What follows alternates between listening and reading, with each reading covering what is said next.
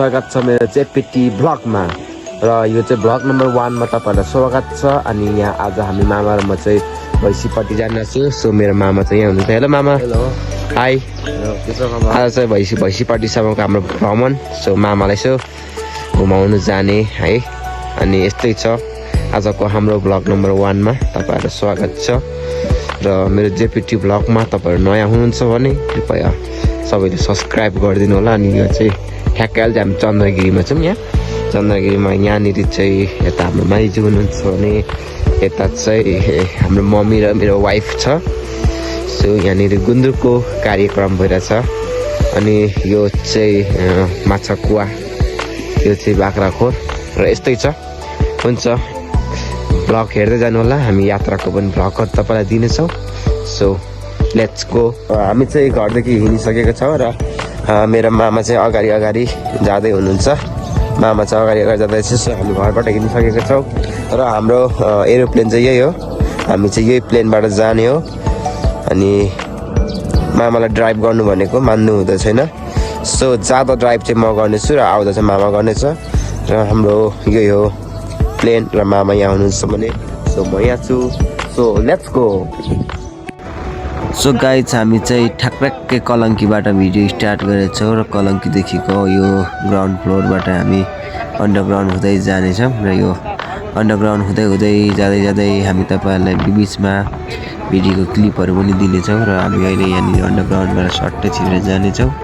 र यो वे चाहिँ एकदमै राम्रो छ। अनि यहाँनिर चाहिँ हामीले 60 को स्पिडमा लगेको छौँ। अनि हामी चाहिँ यहाँदेखि एकान्त कुना हुँदै हामी भैँसीपट्टितिर छिर्नेछौँ। र यो वेमा चाहिँ हामी सरर हामी जाँदैछौँ। सो तपाईँहरूले भिडियो अन्तिमसम्म हेर्नु होला। यस्तै छ र हामी राइडमै छ अहिले पनि। यो राइडमा एकदमै रमाइलो पनि भइरहेछ। र अहिले अलिअलि काठमाडौँमा जाडोहरू बढेको छ। यो जाडोहरूमा यसो चिसो हावा खाँदै हामी राइडमा निस्किसकेको छौँ। र भैँसीपट्टिमा चाहिँ मेरो एउटा सानो काम पनि थियो र त्यताबाट हुँदै हामी यता स्वयम्भू निस्किँदै आउने भन्ने इच्छाले हामी त्यो राइडतिर पनि लागेको हो। र भैँसीपट्टितिर यसो नयाँ भिलेजतिर घुमिराख्नु भन्ने सोच बनाउँदै हामी राइडमा निस्केको छौँ। र यो राइड चाहिँ एकदमै राम्रो भइरहेछ। यो राइडमा हामी अहिले यहाँ कलङ्की यहाँ मुनि खसी बजारतिर हामी आइपुगेको छौँ। र यो एकदमै ठुलो वे छ। अनि यो हाइवे हो, यो बिचको हाइवे सिधै कोटेश्वरलाई छुने हाइवे हो यो। र हामी यसरी डाइरेक्ट जाँदैछौँ मामा भान्जा एकदमै भिडमा।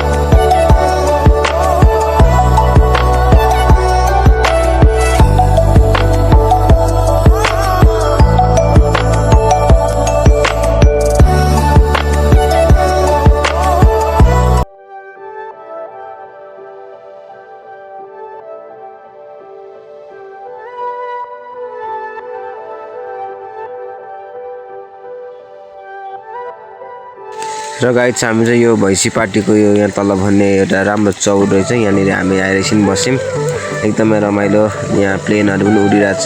र यो एउटा सुन्दर दृष्टि चाहिँ हामीले जति सक्दो राम्रो खिच्न कोसिस गरेछौँ। एकदमै राम्रो भ्यू, एकदमै राम्रो दृष्टि, वरिपरि एकदमै राम्रो छ। अनि यहाँनिर प्राय धेरै प्लटिङ रहेछ होइन।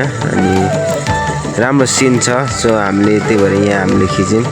अब यहाँनिर यतिको हामीले मामासँग भएर यतिको भिडियो चाहिँ हामीले यहाँ निकालेको छौँ र यहाँदेखि सर र हामी घुम्नेछौँ, हेर्नेछौँ, एकछिन बस्नेछौँ, रमाइलो गर्नेछौँ।